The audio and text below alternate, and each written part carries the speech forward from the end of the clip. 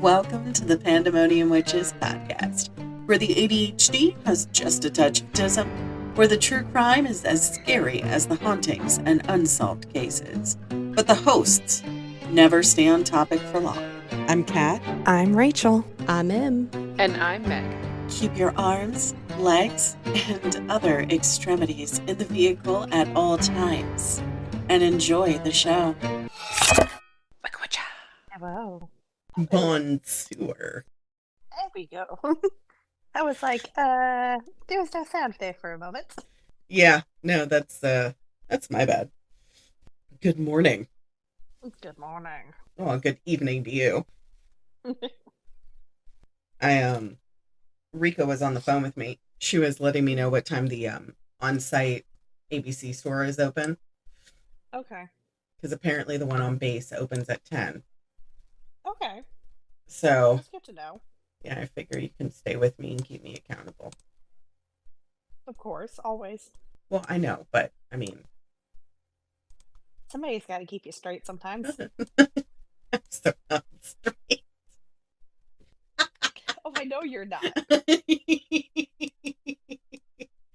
I meant mentally. Oh yeah, no, not even that. I have squirrels. They're at a rave. No ducks. No rows. Somebody's lost a shoe. It's always the shoe. It's always usually the left one. Normally the left one. You know, you would think. I think they would take turns losing, the left and the right. But no, it's always just the left one. Just the left one.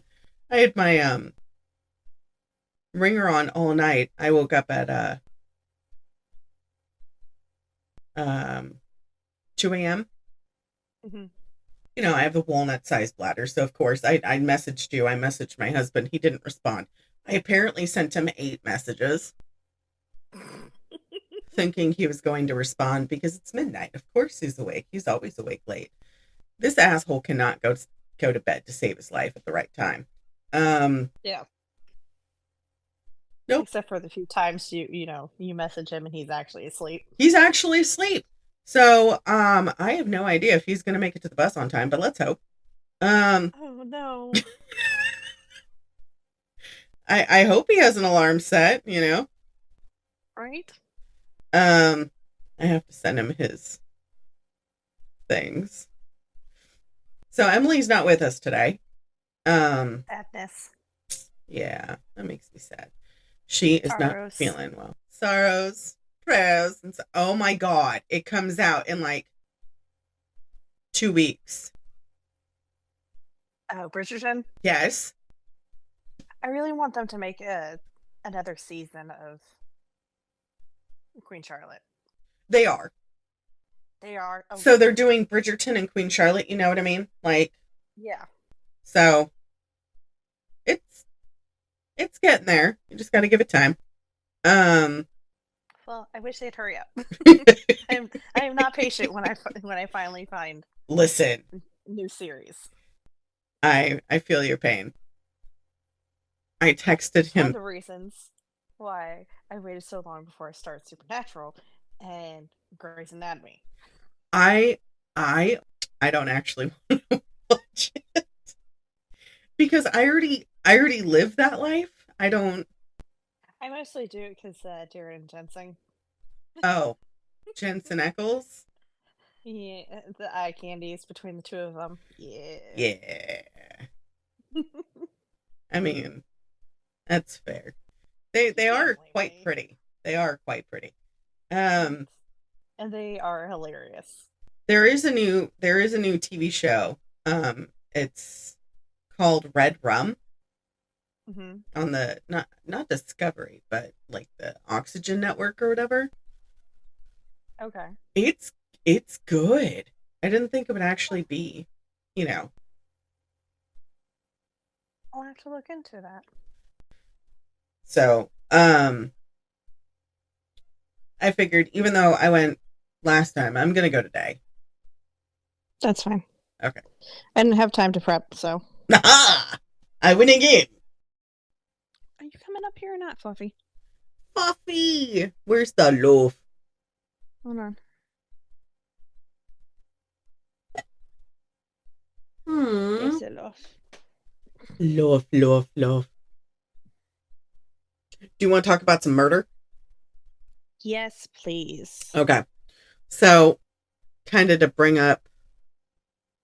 So, this month we're talking about gay serial killers, not just like people who targeted the LGBTQIA, because we're part of the, I mean, we love the LGBTQIA because it's plus. So we are. Yes. These were people who were actually part of the community but hated themselves for being a part of the community.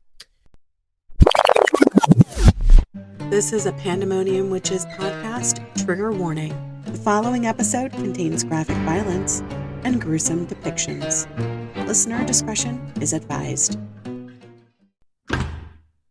So we're going to start off. They committed the murders. They did commit the murders. We're going to start off strong with somebody who murdered and dismembered 2 gay and bisexual men in the 90s in New York. Oh boy. He was known as the Last Call Killer. We have Richard Rogers, who we're going to be calling Richie for this entire episode because I don't respect him enough to use his first name. I mean, we could just call him Dick, which is a nickname for Richard. Let's talk about Dick. So, Dick was also known as the Last Call Killer. Richard E1.S12 Rogers. He was an American suspected serial killer who murdered and dismembered 2 gay and bisexual men between 1992 and 1993. That is your too long, didn't read. So, Richie, also known as Dick, was born June 16th, 1950. He was a Gemini. Geminis are known to be like playful and curious and quick-witted, but super inconsistent, egotistical, vain, and very much Dicks. Yeah, appropriate name. So appropriate. Very much so. So, they're also very anxious and directionalist. But... Mm-hmm. So anyways, even though he was tried for 2, he has stated that he has killed 7 or more men. Of course. But the 2 were the only ones they found. Correct. So, well, no, they found more. We'll get to that. Okay. So the dates of murder started in 1973 and they ended in 1993 when he was captured. Wait, from 73 to 93? Yeah. So 20 years. Yep. Holy shit.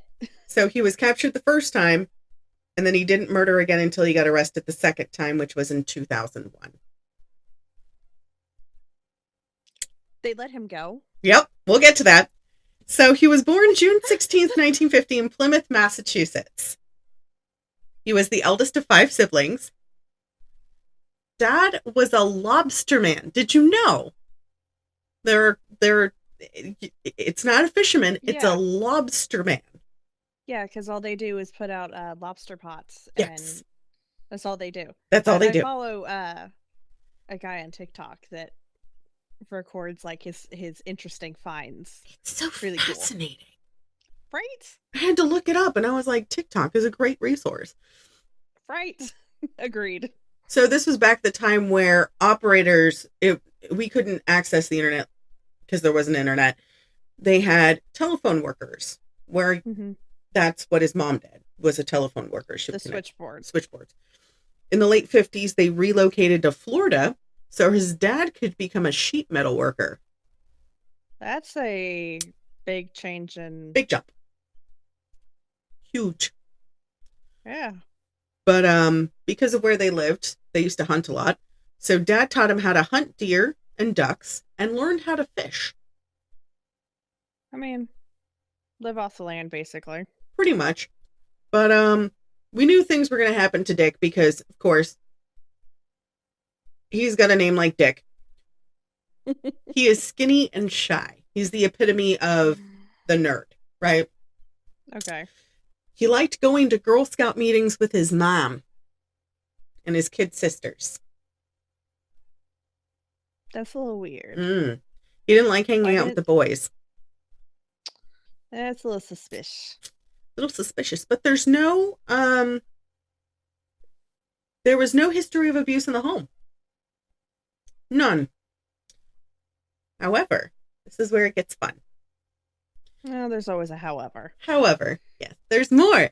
So he was a straight A student and a member of the French club, and in the late 1960s, so he's about 10, 15 at this point, he allegedly got a knife from his home and stabbed his neighbor to death. Because of this, Dick was institutionalized and quickly released and graduated from Palmetto High School in 1968. Wait, like his adult neighbor? Uh-huh. She was an elderly woman. There it is. I was like, how the hell did he take down an adult? She was an elderly woman. Yep, there it is. Yep, that girl from TikTok. Yep. Mm-hmm. There it is. So he went to college at Florida Southern College in Lakeland, Florida. While he was there, they thought him to be a loner, but he still had a few friends. His second roommate and him were joined at the hip like Velcro. All of the reports said this, including the reports from the court reports. At least he finally made friends. One. But that's a little weird. Yeah, it's a little weird. He graduated in 1972 with a Bachelor of Arts degree in French. Interesting. I know. Who speaks French? Anyways. The French people. I mean, oui, titi, croissant. I was about to say, Canadians do. I'm going to tell Crystal. Just to listen to that one section. Oui, titi, croissant. That's all I know how to say in French aside from bonjour, je suis une nana. Oui, mes pantalons. Hello, I'm a pineapple. Have you seen my pants? Thank you. I love that. Thank you, Nickelodeon, for ruining my childhood. I gave you something to talk. They also told me, excuse me, there is stinky cheese in my shoes. In 1973, Dick was 23 and went to University of Maine as a graduate student. That's the far distance from Florida. Right. Well, he's going back up the Eastern Board because he was in Massachusetts. That's where he was born and raised. And then they moved to Florida so Dad could become a sheet metal worker. Yeah, but then going from Florida all the way up to Maine, that's much further. Maybe he missed the lobster. Doubtful? Yeah, I'm not a fan of lobster, so. Oh, man. I love it. I love crab. I mean, I like crab. I like crab. I like shrimp. I just not a fan of lobster. That's fair. He still has Anyways to me. Moving on. You're allowed a little busy. You're allowed to have your opinions about fish. They're wrong, but you're Hollywood begged to differ. Her and I used to go and get meat fat at the sushi place. I'll throw down on some sushi, but lobster is one of the few fish I don't enjoy. I mean, it's all right. It's okay. It's not for everybody. It is the cockroach of the sea. Just like this guy. I thought that was shrimp. No. Lobsters are the cockroach of the sea. Because they have certain bacteria that actually mess up with your gut health. Oh, I was going to say shrimp are the cockroaches and lobster are the palmetto bugs. Fuck palmetto bugs, man. I found one in the house the other day. Different. I had to put it in a jar so it didn't release the stink everywhere. So, release stink. Stink bugs release. Palmetto bugs don't release stink. If you squish a palmetto bug, it does. I've squashed lots of palmetto bugs. Are you sure it wasn't a stink bug? I don't know. It stinks. Probably. Yeah, then it was a stink bug. They get pretty big too. He was huge. Yeah. I mean, everything in the South it is bigger on Texas, so. Yes. Anyways, let's go back on topic. So Maine. He was in a place called Orono. No idea where that was. I had to look it up. It's a tiny town. It's a very small town. Makes sense. He lived in a house with 3 other people in Maine. Okay. One of them was named Frederick Allen Spencer. That's a mouthful. You know where this is going, right? I gave you a full name. He was 22. He died, didn't he? Oh, he did. So, Frederick hated Dick. Poor Freddy. Poor Freddy boy. I'm going to keep laughing. Okay. There were no instances of violence between Freddy and Dick. However, Spencer died, obviously. April 28th, 1973, Dick hit Spencer 8 times in the back of the head with a roofing hammer. That seems a bit excessive. He was still alive. Of course he was. So he asphyxiated him with a plastic bag. Poor Freddy. Never saw it coming. Never saw it coming. Dick waited until later that evening to dispose of the body. He wrapped him... As one does. As one does. You have to wait until everybody in the house is asleep. He wrapped Spencer, poor Freddy, in a nylon Boy Scout tent. Gets better. Dragged the body out of his home, past the parking lot, and into his car. Why didn't he move his car closer? You and I are on the same wavelength here. I'm sitting here reading this and I had to go back, reread it, and go, the math ain't mathin' here, my brud. You wrap the body. You go move your car. Echo. Off. Okay. That was a little weird. Frank, did you turn that on?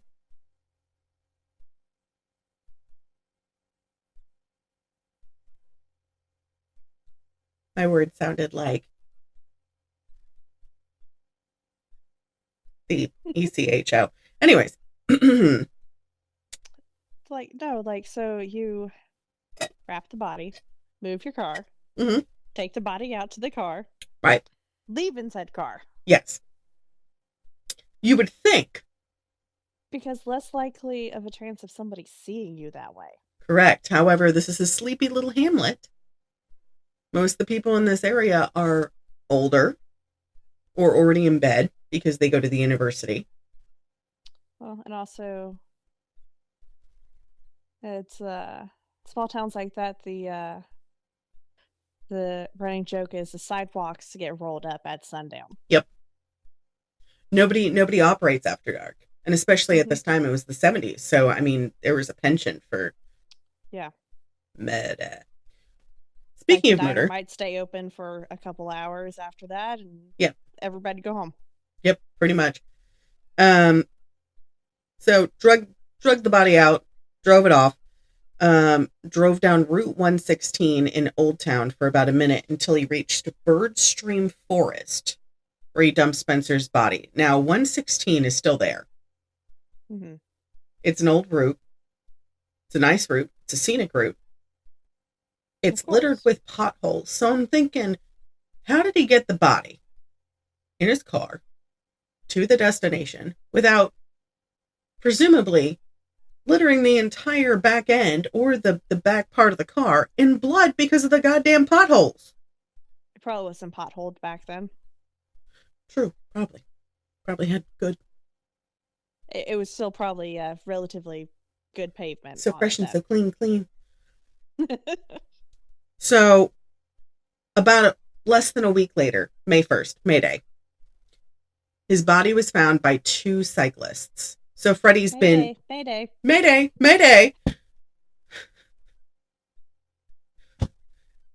They found him and identified him by a key in his pocket to a post office box. He was so badly beaten, they had to do a closed casket. It's so sad. It is very sad. Even though we put humor into this podcast, I have to find the humor somewhere in it. Because it's a lot of dark lot of dark to deal with.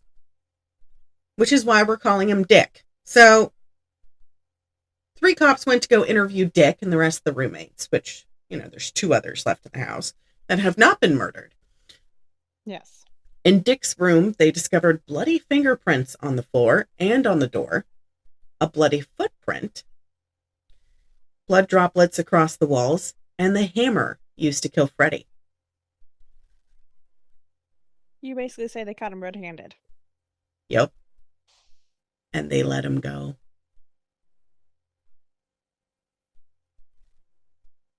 Dick was taken to the police barracks and interrogated. During the interrogation, he admitted to killing Freddie, but claimed it was in self-defense. I have a feeling the wounds to the back of the head say otherwise. Correct. After confessing, Dick was charged with the murder of his roommate. He pleaded, right, as he should have been, but he pleaded not guilty. His fingerprints, height, and weight were taken. He was held in the Bangor County Jail without bail for the next 6 months until his trial started. Trial began 10/29/73 and testimonies 2 days later. Another little side note. I've been to that town. It'd be a little town. It's a nice town. Bangor? Bangor? Bangor, yeah. Yeah. Stephen King has a house there. Yes. It's a pretty house. Beautiful house. And there's a bed and breakfast a couple of doors down that you can stay at so you can actually look at his house. My mom, we rented 2 rooms at that bed and breakfast. It has a saltwater pool. Super beautiful. You can see the ocean from where it was. It's very pretty town. Very, very quaint. So beautiful. Mind you. Anyways. Looked back at that room because I wanted to go visit there with Josh before I decided on going to Disney World. Do you know how much that same bed and breakfast is now? A lot more. $2,000 for a room.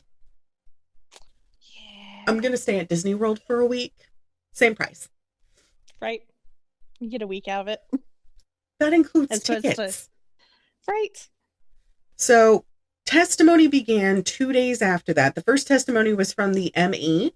So the medical examiner stated that Freddie died from injuries to the head, blunt force trauma. Obviously. They also implied that Frankie's pinky finger was broken due to a severe struggle. On November 1st, the trial words are hard. On November 1st, the trial continued and several other witnesses testified. The last person to testify was Dick. He claimed that, well, of course, you know, he's got to he has to say something in his own defense. Right. He has to claim his innocence, you know? Mm-hmm. He claimed that Freddie attempted to attack him with a roofing hammer, but he got a hold of the hammer during the struggle and hit him in the head with it 8 times in self-defense. I understand once. Maybe twice. But 8? But 8, it's excessive. It's a bit sus. It's looking a little sus. Dick then said that Spencer was still struggling, so he put a plastic bag over his head and held it there until he stopped breathing. It sounds like murder. Yeah, because if he's trying to hurt you, you hit him enough times to, like, make him stop, and then you go away. Right. You get away. You go to the police, you do something. Go to police. Do something other than, oh, I'm going to just put this plastic bag over his head instead and kill him. I mean, this whole situation is messy. Anyways, what did the jury think about him saying that? Glad you asked. Because we're not even done with Dick. He's still testifying. Oh, no. So he should have just stopped there. He should have, but he didn't. Dick admitted to attempting to clean the room by throwing out the blood-stained rug. He then waited until it was dark out and put his remains in the car and dumped the body off Route 166. So he's just confessing to everything on the witness stand. Yep. He did this because, as he claimed, I just didn't know what to do. I wanted very much to go to the police, but by then, I felt it would look very suspicious. Because it doesn't look suspicious now? Right. According to observers, Rogers did an exceptional job at testifying. Oh, yep. Somebody else is coughing like me, too. That's why I had myself muted for a second, because Lord knows. Squeaky utensil drawer. That's what that was. Yes, it screams whenever you open it or shut it. So, no matter how many times we grease the wheels, it screams. Absolutely. So, he said he disposed of the body because he claimed, "I didn't know what to do." This is straight from the court report. "I wanted very much to go to the police, but then I felt it would look so suspicious." I mean, he should have gone to the police to begin with. You would think. The first 2 to 3 hits. Mm-hmm. Then go get help. Not proceed to kill the poor guy. But he did. Yes. So the jury observed that he did an exceptional job with testifying. He was calm, clear, and convincing. And at the end of the day,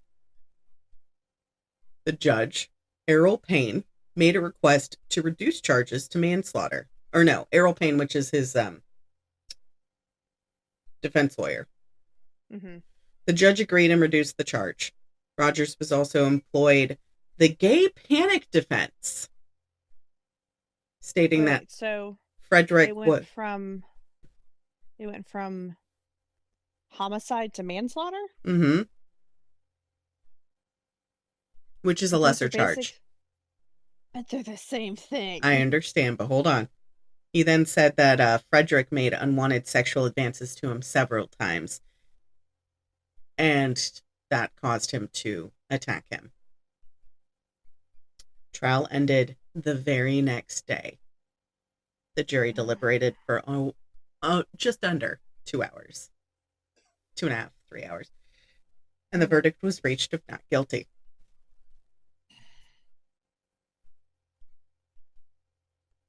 And so now he's like, oh, cool, I got away with it the first time. Right. Let's see how many more times I can get away with it. So he became a nurse. He went to Pace University School of Nursing. After graduating in 1978, he earned a master's degree in science and was hired by Mount Sinai.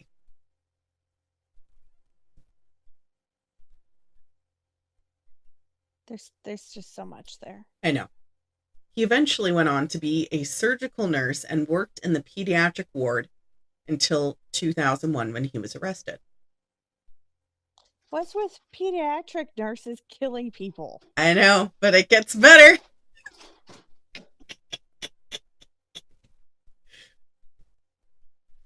Is that your dad?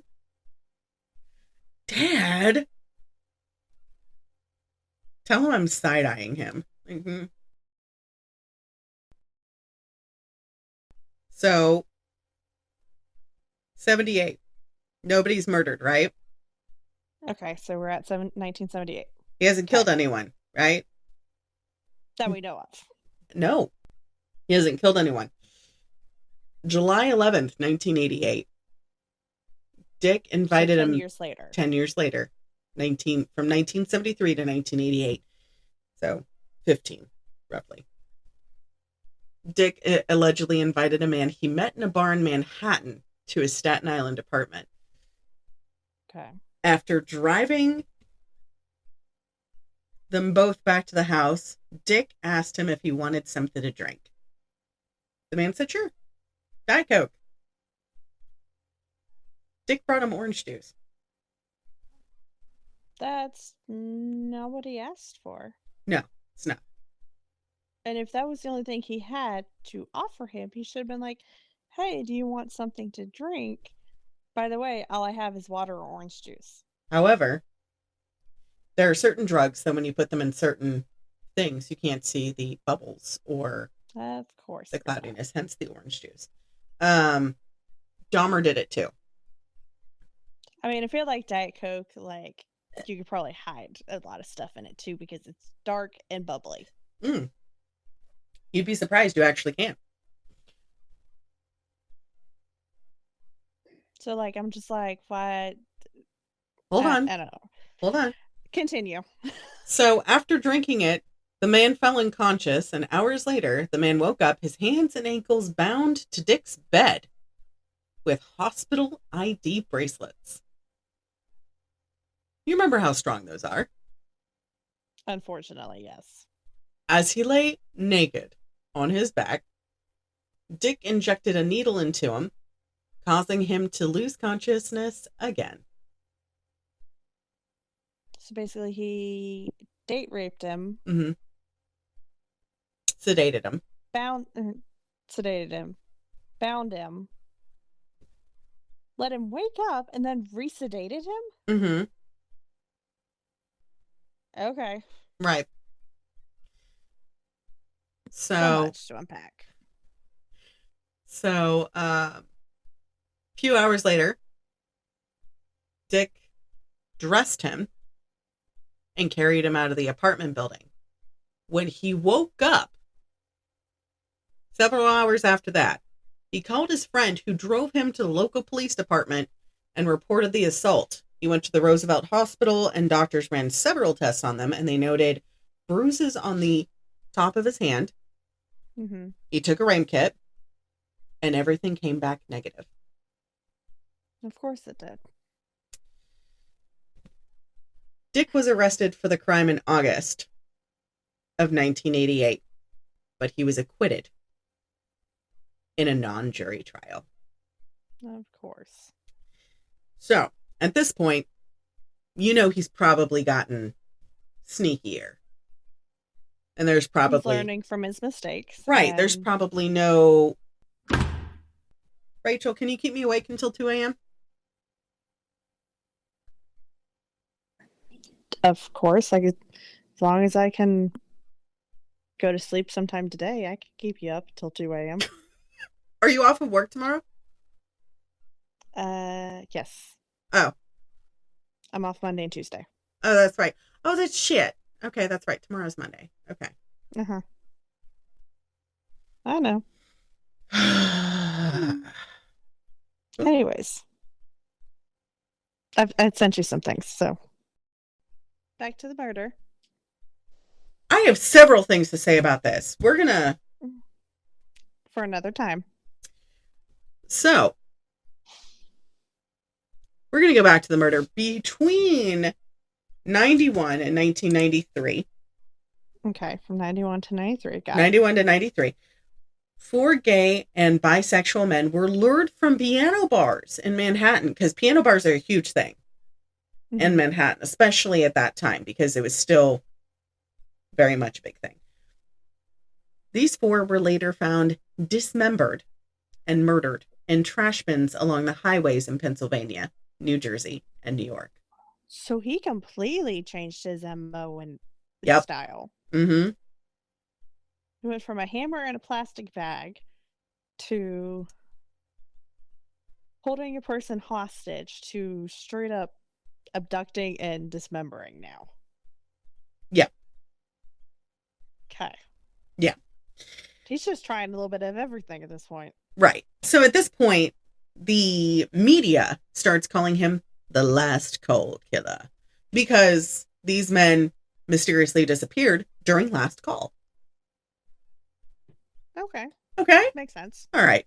So, although Dick was only convicted of 2 of these killings, Thomas Mulcahy and Anthony Marrero,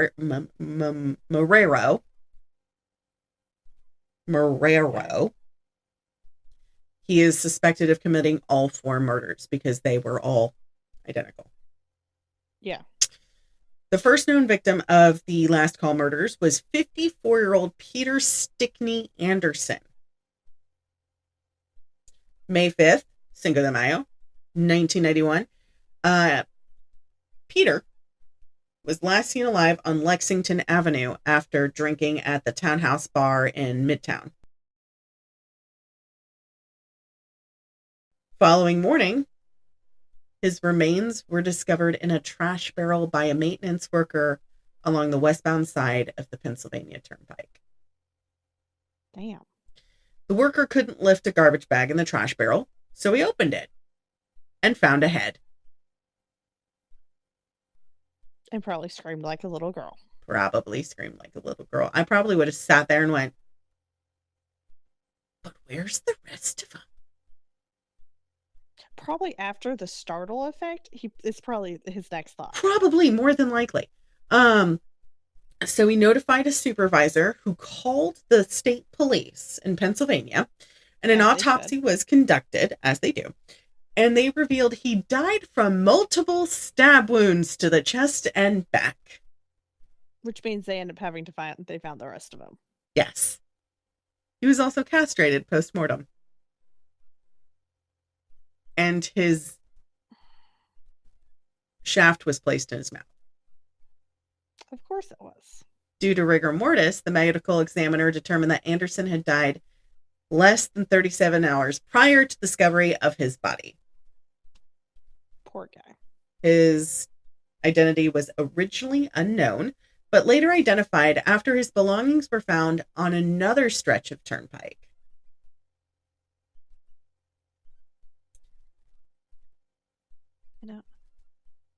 I don't know if you can see it all the way back there.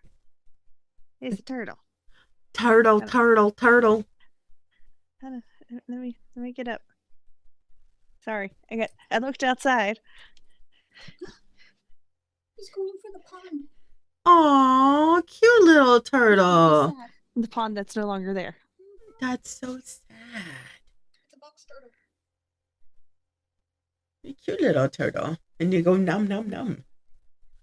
Get him some lettuce. Every time there are eggs in there. They probably are. That's what he's going to do. Mom said, I bet you they're going to go lay his eggs in there. Do it over there, please. Well, the sand's probably better. Probably easier. He's looking at it like, where's the water? Anyways. More murder. Yes. Second victim. Mm-hmm. Thomas Richard Mulcahy. So the second victim that he was that was found was a 57-year-old father of 4. Okay. That was married. The victim, Tom, lived in Massachusetts and visited New York in July in 1992 for a business meeting. So it's already been a year. Uh-huh. He hasn't murdered for a full year. Okay. His credit card was traced to a townhouse bar on July 8th. On July 10th of 92. Mm-hmm. Are you okay? Yeah, I had to change rooms. Mom was being mom. She had to open up the sliding door, and then Dad started coughing, so. You're fine. Had to change rooms, so. You're good. I'm sorry. It's fine. That's why I don't record around them. I know. Anyways. July 10th, 92. Maintenance workers. What is it with maintenance workers, man? They found 5 trash bags containing partial remains. Yeah. Same body, different parts? Yep. On Route 72 in New Jersey. 1 bag contained intestines, stomach, and a latex glove, and a plastic cup. Oh, so not even just appendages, Nope. Actual insides. His stomach was cut in half and placed in 2 bags. A 4th bag held a portion of his skin with a bite mark on it. And the last bag had a compass saw, a pair of gloves, a shower curtain, and a bed sheet. 2 hours later, a 6th bag. A bite mark? A bite mark. I'm sorry. Nom, nom, nom. I'm sorry I'm laughing, but the first bite mark. Nom, nom, nom, nom, nom, nom. Right? Yeah. Just a single bite mark. Just a single bite mark. Right. Anyways. Continuing. Going on. 2 hours later, a sixth bag was found containing his legs. I mean, at least he put the legs together. Put one leg in front of the other. I'm sorry. You have to find humor. You have to find humor in it, guys. Dark humor is how we get through a lot of things in life. It's called trauma. So It is. it was found in the picnic area of the Garden State Parkway. Not the picnic area. Come The on. picnic area. His death was caused also by multiple stab wounds to the chest, and his body parts had been cleaned and washed of all blood. That's a little weird. He was essentially drained. Yeah. Okay, that's why I said to wait. I still can't get past the bite mark, though. It's just really weird. Were the police able to at least get, like, dental records from the bite mark? They weren't, were they? The third victim, Anthony Moreno, was a 44-year-old gay prostitute from Manhattan. A year later, on May 10th, 1993, 6 plastic bags containing his remains were found off of Crow Hill Road in the Manchester Township of New Jersey. So these are all off the turnpikes, so easily accessible off the route. His body had been cut into 7 pieces: arms, legs, torso. But his torso, unlike the others, was cut in half. And his head. Like, hot dog or hamburger? Hamburger. Okay. Yes, we just asked if he was cut long ways or short ways. That is correct. And the only way my brain can remember which ways, which is hot dog or hamburger. And, you know, I have discussed it with a friend of mine on another serial killer who either walked across the road when he committed suicide or went down the street. It's the way your brain remembers. It's the way things. my brain remembers shit. So his head was in a separate bag, right? Okay. This prostitute's death was multiple stab wounds as well to the back and torso. And like the previous victim, his body parts had been completely cleaned of blood. Do you want to know where he was last seen? Coming out of a bar? No. At last call? Where? A bus terminal at Port Authority. So now he's completely different. Yeah, he's completely changed his MO. So he went from picking up men to picking up where the prostitutes worked. Yeah. Okay. That's a little weird. Right. Very different. So this is where it starts to pick up. Okay. Because we've had a year between murders at this point. July 30th. Victim Michael Sakara, openly gay, 56-year-old man, last seen alive, July 30th, in Greenwich Village. I don't know if you know Greenwich Village. I've heard of it. It's very openly gay. Loud and proud. Love Greenwich Village. I've stayed there twice. 10 out of 10 would go back, except I got mugged, so probably won't. But besides the point. That's a good reason for not going back. Right. Good area though. The people are really, really nice. I've heard it's a very pretty area. It's super pretty. The architecture just alone. So that night, he was seen drinking and talking with a man who called himself Mark. We know it's Dick. Anyways, this guy claimed to be working at St. Vincent's Hospital as a nurse. On the morning of July 31st, which is the very next day, a man found a suitcase and a bag containing Michael's shoes, pants, shirt, and wallet at Haverstraw Bay Outlook. Interesting. The man felt uneasy about the discovery, so he dropped the items at the local police station. As you should. Ironically enough, a few hours later, a hot dog vendor found his head. I just feel sorry for all these people just finding these heads. Finding the heads, you know, I mean, it's wrong. So they found the head and arms wrapped in 2 garbage bags inside of a trash barrel. Okay. Like you do. I guess. 9 days later, August 10th, the rest of him was found 10 miles north in Stony Point, New York. Okay, was it only found later because that was just the next time that somebody was in that area, or did it take that long for him to drop the rest of him? I think it took that long to drop the rest of them because typically trash pickup at the local parks are picked up on the same day. Yeah. So it's weird that Mm-hmm. he's just like trying out all kinds of different things. Yeah. So, like the rest, his body was cut into 7 pieces and washed. Although he had been Sorry. I like how you caught it on that one, but not the rest of them. Although he had been. No, I did. I just it was just kind of, I was stuck on the 6 bags thing. The six bags. And now we're at 7. Now we're at 7. So, he had been stabbed 5 times. And well, 5, 6, and 7s. Mm-hmm. And he had died from bludgeoning. So going back to the beginning with Freddie. Okay. So these were the 4 that they found. However, they found other bodies that they suspected Dick was a part of. But they couldn't fully pinpoint it. Correct. To him. Yeah. So he's suspected of being the prime suspect of 21-year-old Matthew John Pereiro.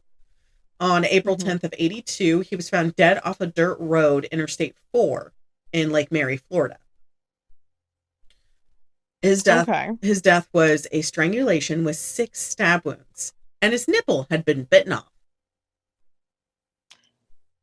Remember the other ones had bite marks?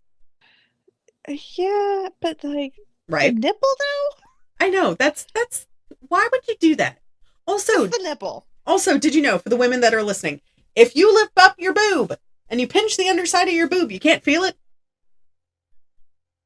I found that out. Thanks, TikTok. Shortly after... You didn't know that? No, I didn't. My mind was blown.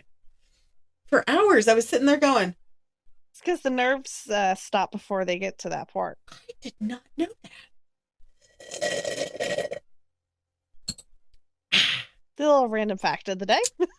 The more you know. So, shortly before his murder, he was seen leaving a gay bar in Orlando.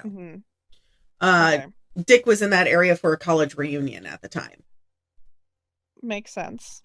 The bite mark on his body is a possible match to Dick's teeth.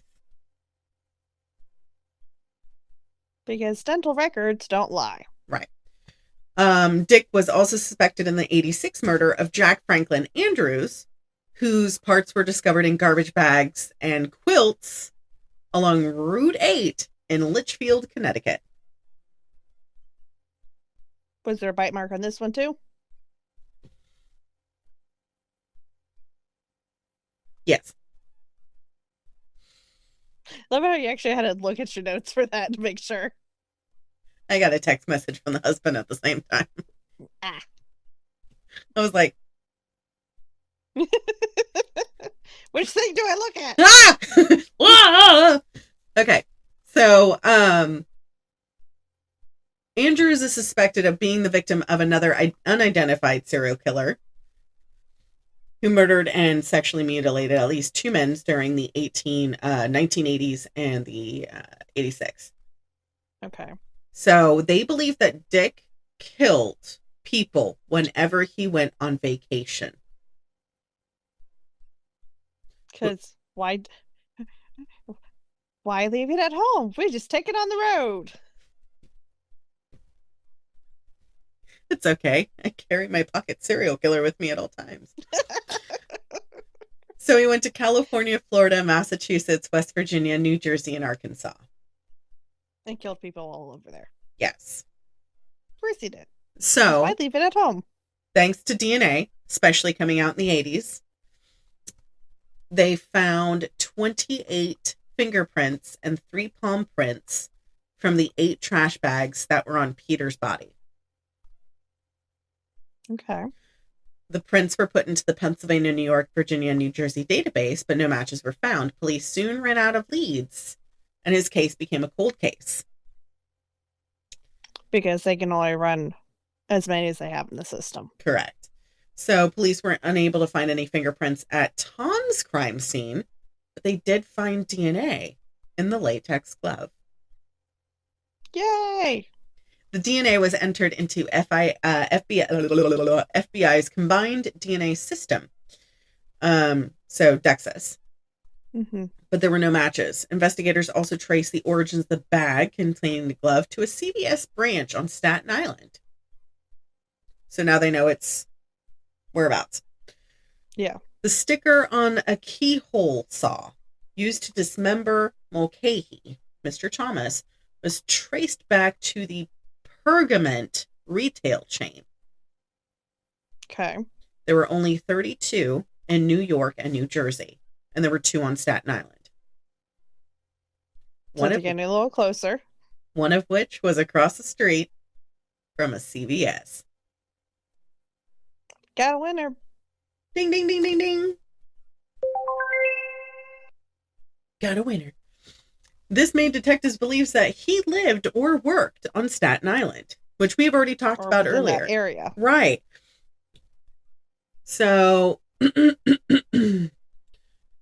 for Thomas and the rest of the bodies, they were separated by their joints, which caused the detectives to believe that he had medical expertise and experience. Yeah, because otherwise they would have just cut them wherever they wanted. Correct. Police filled out a VICAP, which is one of the forms, to put it out into the rest of the world, kind of like a bolo, in search of similar crimes that were like this MO. After learning about Peter, they can finally consider that there was a serial killer on the loose. Because now the bodies are starting to add up. They're stacking at this point. Literally. Yeah. So the bag containing Mr. Moreau's, Mr. Anthony's head was a limited edition Acme bag. Acme is an actual company. I thought it was a, yes. I had to look it up when I was researching this. I thought it was just a Looney Tunes. It's a cartoon thing? Yeah. I didn't know it was an actual, like, New York company, you know? Yes. And it's worldwide now, but I mean, like, but back then it was mainly New York based in the, 40s and 50s. Yeah. So they were only distributed to certain locations, including Staten Island. Staten Island, you guessed it. Well done. You get a cookie. Oh boy. 2 fingerprints. It's not peanut butter. No peanut butter. No, I know. No nuts. No nuts for you. 2 fingerprints. I'm nutty enough. I'm a nut. I'm a nut. I'm a nut. I'm a nut. I'm a nut. 2 fingerprints and a palm print were also found on the bag, but the prints didn't match anything in APHIS. Okay. So, of course, they'd entered it into the system. Mm-hmm. After Michael's killing, 8 law enforcement agencies in New York, New Jersey, and Pennsylvania set up a task force to catch said murderer. Yeah, because they're like, we need all hands on deck on this. Pretty much, yeah. So at this point, because of the witness that saw him at the bar drinking, John, Mark, Mike, whoever the guy is. Name he wanted to go right. by. So they released a composite sketch of him. The claim at St. Vincent's Hospital, several witness statements, everything was sent to all the local hospitals. The New York City Gay and Lesbian Anti-Violence Project also raised $10,000 for information leading to the killer's arrest. Oh, wow. That's a lot of money. Even then. In the 80s, yeah. Shit, it's a lot of money now. I know.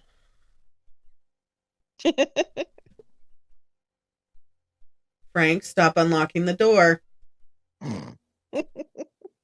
Thank you. Dead serious. It just started to turn and I went. And he went. Click.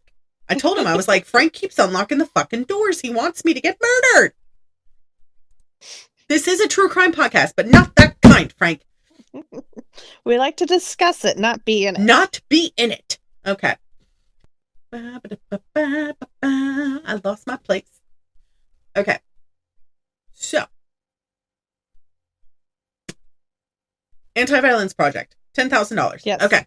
So, the cops eventually requested the names and addresses and dates of birth of all nursing employees, male and female. Yeah, because can't just narrow it down to one gender at that point. Right. They were also looking only for people with the first or last name of Mark or John. You and I both know that you never pick a name that's associated with your name. You know? Right. They found a guy named Mark who worked at St. Vincent's as a nursing care coordinator. He had homes in Manhattan and Staten Island, and according to rumors, he visited Townhouse and Five Oaks bars on occasions, which is where some of these men frequented. He was brought in for questioning, but there was no evidence that tied him to the murders. But they're getting close. Yes. On August 26th, 93, this is about a year later, an anonymous tip came in about a nurse who worked at Mount Sinai. According to the tip, the man met the nurse at the gay bar and took him home. While the man was sleeping after they had their rendezvous, the nurse tied him up, but the man resisted and fled. Good for him. And it saved his life. Right. So this brings me back to when you and I were discussing about that guy from the Dahmer documentary that fled. Same instance, like that. I got lucky. Yeah. So the guy claimed to have accidentally met the nurse again at the same bar. The nurse asked the man to go to his home again, but the man refused.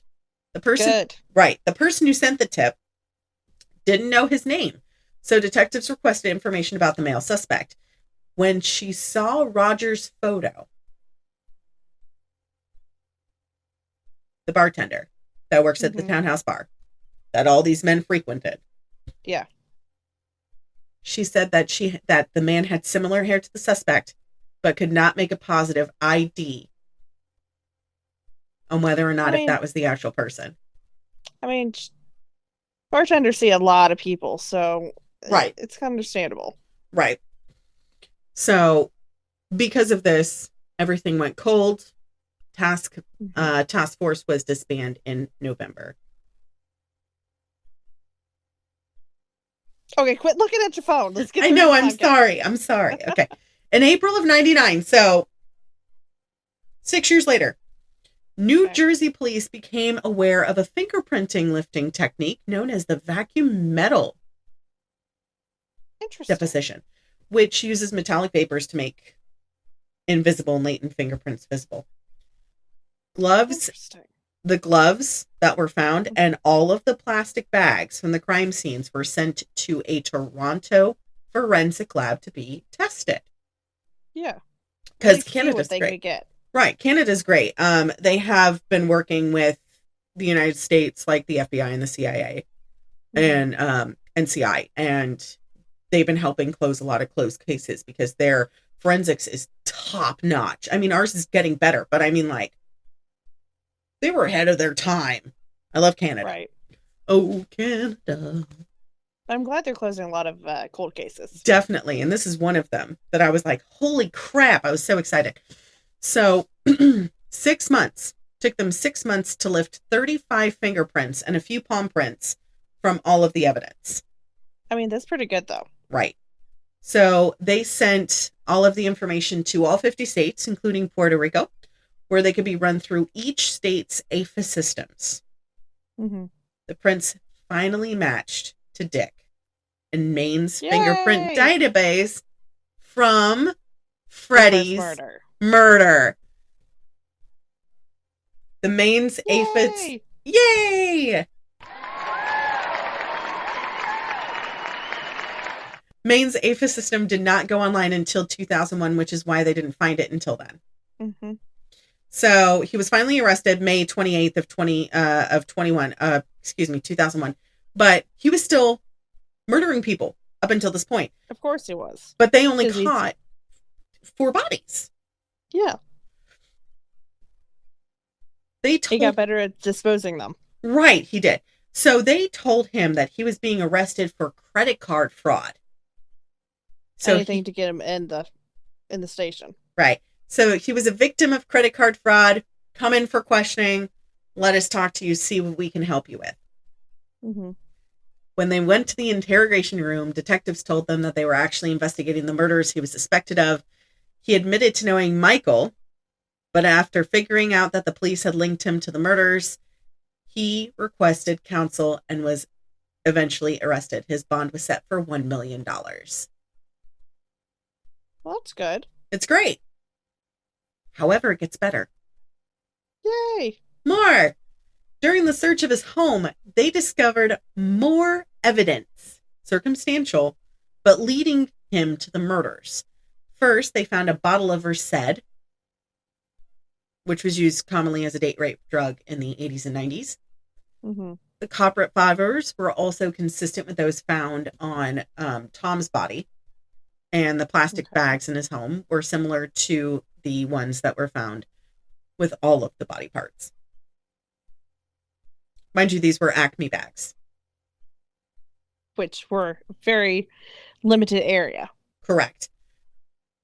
Also, they discovered highlighted passages in books in the Bible about dismemberment and decapitation. Videotapes of horror films, which, who doesn't own those? A New Jersey road map, and Polaroid pictures of shirtless men with stab wounds. The first part, the shirtless men, okay. Second part. Stab wounds. Stab wounds, you're just like, that's not normal. Never mind. So his trial began October 26, 2005.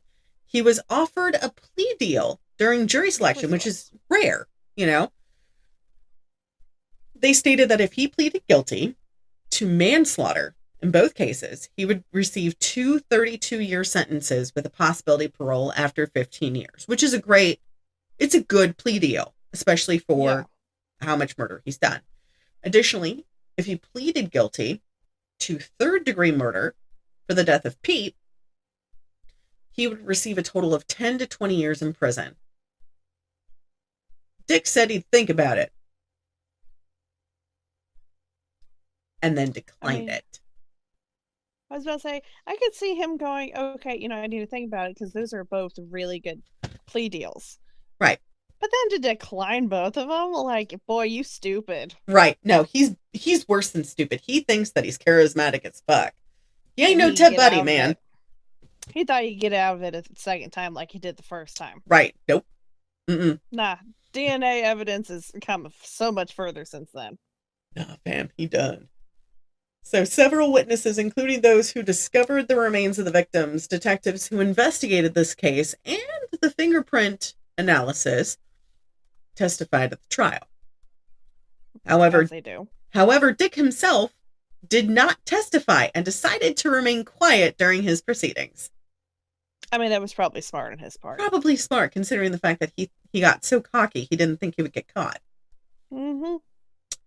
Although he was never charged in the killings of Pete and Michael, their cases were allowed to be discussed at the trial due to the similarities of the other murders. I can see that. However, Freddie was brought back up and then subsequently told to be stricken off the record. I mean, because there was already a trial on it. Correct.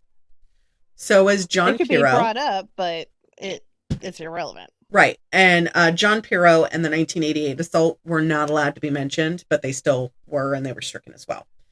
Mm-hmm. November 2005, the jury deliberated for a little over 3 hours. What is it for 3 hours? And they found him guilty on all charges. As they should. He had no reaction and no remorse.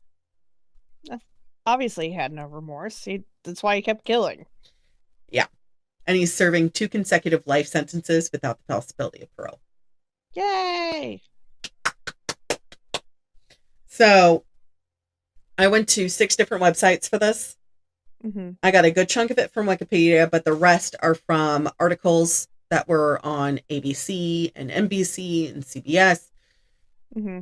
When I tell you, the Canadian articles had more information than the American articles. Of course. I was shocked. That's why a lot of times if I need articles for like events, like for that, like big events that are happening in the US, I go to out of country news articles. Out of country? Because of the fact, yeah. What'd I say? In country. Out of country, out of the country news articles, because you find more information from them than you do the in country. Right. And I mean, and it's sad. It is sad. The fuck was that? I didn't hit my desk. I normally hit my desk at least twice. Uh-huh. I hit my hand on my desk. And that was the story of Dick Rogers. Richard Rogers. This took me a bit. I can understand. Well, I mean, I used to be the DD for a lot of my friends, and I remember going to a couple of gay clubs and them roofing my friend and my ex hammering the drink because she's like, I can't drink anymore. I've already had my fill. I've already had 6 drinks. I'm done. And this guy bought her a drink from the end of the bar. My ex just hammered it down. I remember freaking out. Drugged. Right. I remember I was 24, freaking out in his house. I drove him home, driving this man's giant fucking truck home. Felt like you were driving a boat.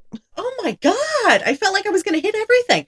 And he had to be like, pull over. I don't feel good. And I had to like put him out of the car, and he was puking on the side of the road. I finally get him home, get him in the shower, put him on the floor of the shower, put him in a warm shower, not cold. Yeah. And I called Mom and I said, I think he's been drugged. I don't know what to do. And to this day, I will never forget what my mom said. She goes, stick your hand down his throat, make him puke. Yeah. Try to get as much out of his system as possible. And I did. I got as much as I could out. The next day he woke up. He's like, I don't remember shit. And I'm literally doing laundry. And I was like, you drank so-and-so's drink. I'm grateful that you did, because otherwise who knows what would have happened. And it was a gay bar. Yeah. It brought up a lot of memories of that, going to these bars and not knowing, because, San Francisco, who's going to do that? Well, apparently this bar got closed down. I want to say maybe about 6-7 years ago, because the bartender, I found out later, he got arrested. Nice guy. For lacing the drinks. He was the one who was lacing the drinks. Oh my God. And it was him and 3 other quote unquote gay men who weren't actually gay. Yeah. That was a lot. Wow. That was a lot. And I mean, like, doing this research, and I was sitting there going through, it was bringing back all those memories and everything like that. And let me tell you, that was not fun. Oh, I can imagine it wasn't. But guys, this is why we always tell you to protect your drinks. Right. Don't accept drinks from people you don't know or you don't see get poured right in front of you. Right. And then there's it's a cover. You can get a pack of them. Yes. It's like a scrunchie. It goes in a pocket, and it's called the nightcap. Yes. There are so many things now to help prevent these things from happening, and they are well worth the money, guys. They're so worth the money. And I mean, like, I can't tell you anymore to just be safe, stay spooky. But if you accept a drink from a stranger, make sure you watch them pour it and that they take a Yes. sip first. That was always my thing when I would go out drinking after that incident. It was, I always be like, okay, yeah, you can buy me a drink, but you have to drink it first. And their response Right. was, why? Well, I got to make sure it's not laced. Like, if I'm going down, you're going down with me. Right. But then after that, I just started getting soda in a can Mm-hmm. because I wasn't about to risk it. But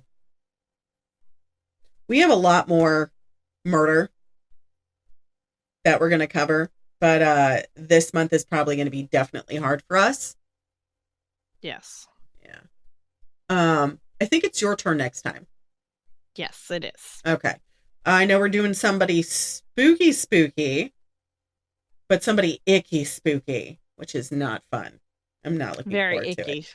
I'm not looking forward to it. I don't like him. I know. I don't like him either. Next time on the Pandemonium Witches.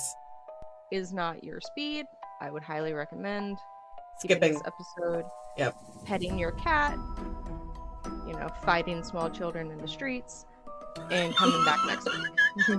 Anything but listen to this episode. Anything but listening to this episode. Was always curious on how animals, quote, fit together, end quote. In January of '89, he pled guilty to the charges of second-degree SA and enticing a child for immoral purposes.